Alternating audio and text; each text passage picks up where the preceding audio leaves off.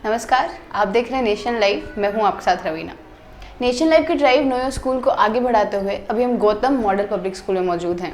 चूँकि हम आप तक शिक्षा के सारे मुद्दे पहुंचा रहे हैं, शिक्षा से जुड़े जितने भी इश्यूज़ हैं, स्कूल्स की जो जानकारियां हैं, नेशन लाइव आप तक लेकर आ रहा है।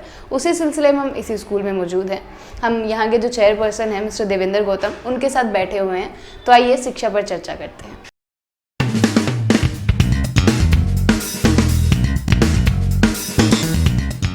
नमस्कार सर। सर जी, शिक्षा पर चर्चा करने आए हैं सर, तो सबसे शुरुआती क्वेश्चन शिक्षा पर ही रख लेते हैं कि शिक्षा का उद्देश्य आपको क्या लगता है, क्या है सर? शिक्षा का उद्देश्य, टॉपिक तो बहुत ही मुश्किल है। उद्देश्य तो समय समय पे बदलते रहते हैं, क्योंकि आजकल शिक्षा माध्यम ज़रूर है लोगों के लिए, परंतु शिक्षा वास्तविकता में लोग समझना नहीं चाहते कि शिक्षा है क्या। शिक्षा की जो शैली है केवल एक ही जगह पे लागू नहीं होती है। शिक्षा की शैली परिवार पे, समाज पे, देश पे, सभी जगह लागू होती है। हम सबसे पहले शिक्षा की शैली पे बात करें तो परिवार पे ही हम बात करते हैं। यदि परिवार तरक्की करेगा तो आपका समाज तरक्की करेगा, और यदि समाज तरक्की करेगा तो आपका देश तरक्की करेगा।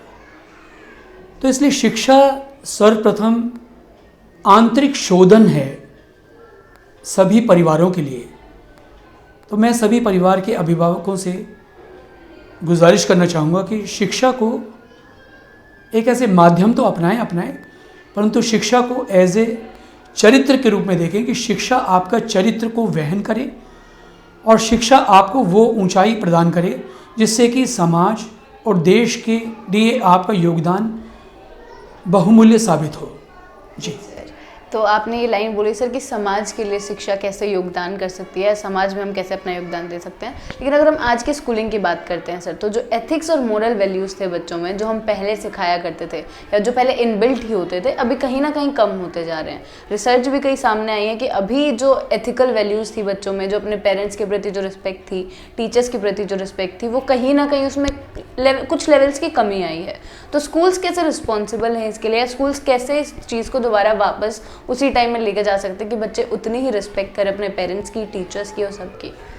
देखिए, बहुत ही मैं शुक्रगुजार हूँ, बहुत ही मूल्यवान प्रश्न के लिए शुक्रिया अदा करता हूँ। पहले तो मैं वैल्यूज़ समय समय पर बदलती रही हैं। दौड़ की कोई लिमिट नहीं है, दौड़ की कोई स्पीड नहीं है। एक समय के बाद दौड़ की जो स्पीड की सुई है वो भी टूट जाती है। सभी लोग जिम्मेदार हैं। स्कूलों में बच्चे आते हैं, दौड़ रहे हैं, बेतहाशा दौड़ रहे हैं, और वो दौड़ कभी समाप्त नहीं हो रही। हम देख रहे हैं कि धीरे धीरे परिवार भी उस दौड़ का हिस्सा बनती जा रही है। अरे भाई, 100 में से 99 नंबर लाने हैं, 100 में से 98 नंबर लाने हैं। अरे नंबर नहीं लाओगे तो आगे कैसे बढ़ोगे? डॉक्टर कैसे बनोगे? इंजीनियर्स कैसे बनोगे? सपनों के सौदागर पारिवारिक रूप में बनते जा रहे हैं। जो सामर्थ्यवान हैं वो शिक्षा को एज ए एथिक यूज़ कर रहे हैं। वो कहते हैं कि मेरी धरोहर मेरा ही बच्चा संभाल सकता है, किसी निम्न वर्ग के बच्चे को आगे नहीं आना चाहिए, या मध्यम वर्ग के बच्चा हमसे और आगे नहीं जाना चाहिए। ये दौड़ सामाजिक क्षेत्र में एक दूसरे के प्रति प्रतिस्पर्धा जो है वो बहुत ही घटिया साबित हो रही है। मेरा सभी को संदेश है, भागिए, ज़रूर भागिए, संस्कार भी पीछे मत छोड़िए। शिक्षा तो ग्रहण करना ही करना है। पहले के ज़माने में हम देखते थे कि बच्चा सुबह उठता था, सुबह उठते ही नीम की दातुन करा करते थे, घूमने जाता था, दादा दादी, माता पिता, ताऊ चाचा जॉइंटली फैमिली में रहते थे। फर्श पे बैठकर चाय पीता था, रस चाय में डुबोकर खाता था, 2 बूंद गिरने पर अपने हाथ से साफ कर देता था। परंतु आज गिरने के नाम पे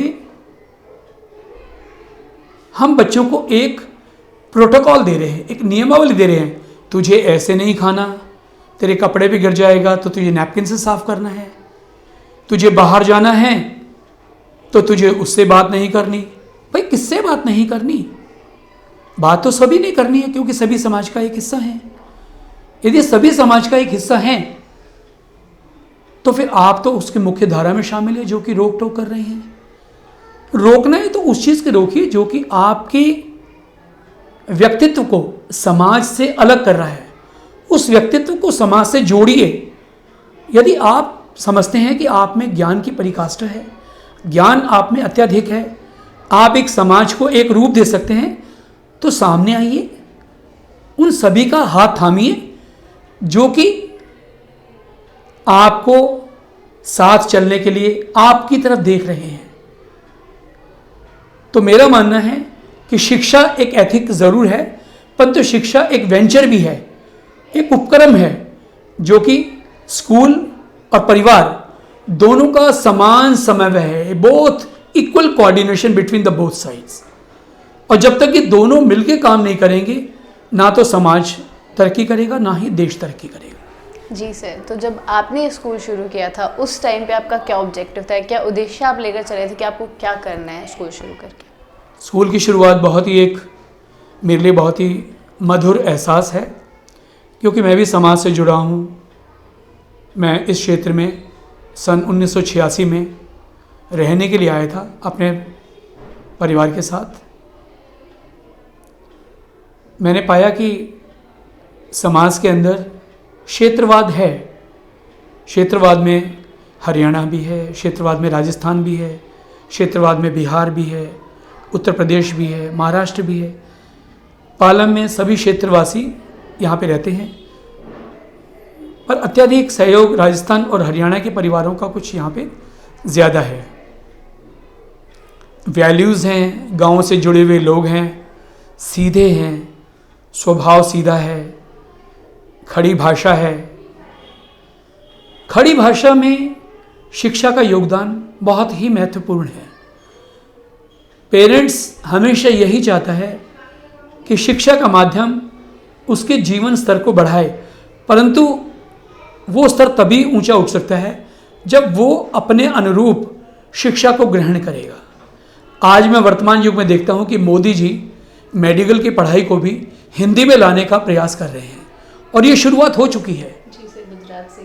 तो ये शुरुआत एक ऐसा मार्गदर्शन है, क्षेत्रीय भाषा के रूप में जोरदार तमाचा है, जहां पर कि अंग्रेजी माध्यम को विशेष दर्जा दिया जाता था। तो ये उस समय पे, यदि मैं बात करूं 1986 में, जबकि मैं यहाँ आया था, लोग हरियाणवी भाषा बोलते थे, राजस्थानी भाषा बोलते थे। तो क्या ये भाषा स्कूलों में लागू होनी चाहिए थी या नहीं लागू होनी चाहिए थी? अगर लागू होती तो शायद कुछ हद तक एक भाषा का सम्मान भी होता, और हम उस भाषा को शायद जन जन तक पहुंचा भी पाते। परंतु यदि शिक्षा के माध्यम को देखें तो शिक्षा का जो माध्यम है, ज़्यादातर अंग्रेज़ी माध्यम या हिंदी माध्यम, कुछ हमारी मदर टंग्स हैं, हिंदी तकरीबन हर एक जगह पढ़ाई जाती है, और मीडियम अंग्रेज़ी, क्योंकि इंटरनेशनल स्तर पे अंग्रेज़ी माध्यम का बहुत ही बड़ा महत्व देखा गया था, देखा जा रहा है, और शायद देखा भी जाएगा भविष्य में भी, क्योंकि इंग्लिश जो है वो इंटरनेशनल लैंग्वेज है। इसलिए शिक्षा के स्तर को यदि मैं दोबारा मूल्यांकन करने के लिए आपसे कहूँ कि भाई शिक्षा का मूल्यांकन किस तरह करना है, तो मेरे व्यक्तित्व में शिक्षा के मूल्यांकन को मैंने इस तरह से मापा कि शिक्षा को एक ऐसी आसान प्रक्रिया प्रदान कर दी जाए जो कि जन जन तक उसको आसानी से समझ सके, और माता पिता उस शिक्षा को ग्रहण करके उसका आनंद उठा सके। यही मेरा माध्यम था अपने स्कूल को शुरुआत करने के लिए, जो कि मैंने सन 1991 में शुरू किया था। जी सर, तो काफ़ी ज़्यादा साल हो गए हैं सर स्कूल को शुरू हुए, काफ़ी चैलेंजेस भी आपने फेस किया होगा, आपने चेंजेस भी देखे होंगे एजुकेशन में भी। तो क्या क्या चेंजेस या क्या क्या बदलाव आपने शिक्षा में देखे हैं इतने सालों में, वो हम जानना चाहेंगे। देखिए, बदलाव की बात करता हूँ तो बदलाव तो हर एक दिन बदलाव है। सामने वाला आपको हर एक दिन, प्रत्येक समय, प्रत्येक मिनट आपको सिखाता है। पेरेंट्स हमारे सबसे बड़े टीचर्स हैं जो हमें सिखाते हैं, एटीट्यूड सिखाते हैं। बच्चों में समस्या आ रही है, वो हमारे साथ डिस्कस करते हैं, हम उनका समाधान उनके अनुरूप करने की कोशिश करते हैं। अब मैं एक बड़ी छोटी सी बात आपके साथ शेयर करना चाहता हूँ। एक बच्चा 3 साल का हमारे स्कूल में आता है, तू तड़ाक की भाषा इस्तेमाल करता है। ए तू क्या कर रही है, तू क्या कर रहा है। तो सोचिए, शिक्षा का स्तर कैसे डेवलप किया जाए। क्या हमारे लिए ये चैलेंज की बात नहीं है? हाँ, हमने ऐसे चैलेंजेस स्वीकारे, उसकी भाषा को दुरुस्त किया गया। खाने की बात, आज आप देखते हैं कि वर्तमान में फास्ट फूड का ज़माना चल रहा है। बच्चे चिप्स स्कूलों में लाना चाहते हैं, डिफरेंट तरह के बिस्किट्स लाना चाहते हैं, क्रैकर्स लाना चाहते हैं। हम अपने स्कूलों में अपने अभिभावकों को यही रोज़ संदेश देते हैं कि कृपया अपने बच्चों के साथ में फास्ट फूड की चीज़ें ना भेजें। आप अपने बच्चों के साथ रोटी, पराठा, ऐसी क्षेत्रीय भोजन बच्चों को दें जो कि बच्चे खाना सीखें, जिससे बच्चे हष्ट-पुष्ट रहें। और मैं ये गारंटी के साथ, मेरे स्कूल की बात है कि मेरे स्कूल में 100% फास्ट फूड इस्तेमाल नहीं किया जाता। बच्चे सुबह 8 बजे आते हैं, 8 बजे से लेके 1:30 बजे तक, यानी 1:30 तक बच्चे फास्ट फूड से दूर रहते हैं।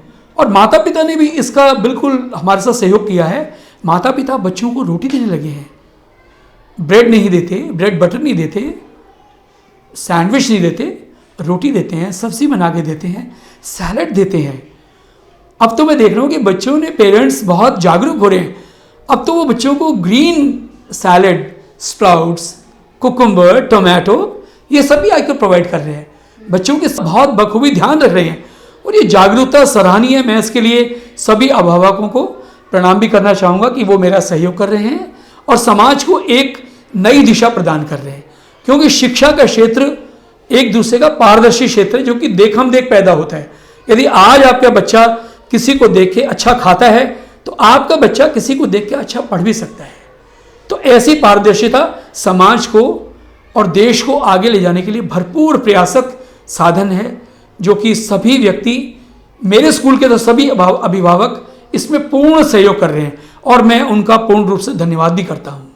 जी सर, तो आखिरी सवाल मैं आपकी पर्सनल जर्नी पर लेना चाहूँगी, क्योंकि स्कूल के बारे में बात हो गई है, शिक्षा के बारे में बात हो गई है, कि क्या ऐसे एलिमेंट्स थे, कैसे फैक्टर्स थे सर जो आपको एजुकेशन सेक्टर में आने के लिए उन्होंने इंस्पायर किया कि आप एजुकेशन सेक्टर में स्कूल खोलें, बच्चों को एक ऐसी शिक्षा प्रदान करें जो शायद मूल्य हो सकते हैं हमारे समाज के लिए। बहुत अच्छे प्रश्न हैं वाकई में। पहले तो मैं सभी अभिभावकों से ये बात कहना चाहूँगा, कभी भी स्वयं के अंदर उस हीन भावना को ना पैदा होने दें। यदि आप कम पढ़े लिखे हैं, यदि आप 8वीं पास हैं, 10वीं पास हैं या 12वीं पास हैं, तो कृपया ऐसी हीन भावना को अपने अंदर कभी भी जन्म लेने के लिए हतोत्साहित ना करें। क्योंकि मेरे माता पिता भी बहुत ही मध्यम पढ़े लिखे हैं। मेरी माँ 5वीं पास थी, मेरे पिता 10वीं पास हैं, परंतु उन्होंने शिक्षा के माध्यम से हमें हमेशा हतोत्साहित किया, प्रेरणा दी। मैंने अपनी पढ़ाई MSc, MBA रेलवे स्टेशन के प्लेटफॉर्म पर बैठ के की है, परंतु मेरे माता पिता ने मुझे पूरा सहयोग, खुद भूखे रहे, मुझे पढ़ाई के लिए किताबें लेके दी। तो मैं सभी अभिभावकों से ये बात कहूँगा कि शिक्षा का स्तर इतना ऊंचा कीजिए जिससे कि आपके बच्चे उस बुलंदी को छू सके, जिससे कि आपका बच्चा देश का पायलट हो सकता है, साइंटिस्ट हो सकता है, इंजीनियर हो सकता है।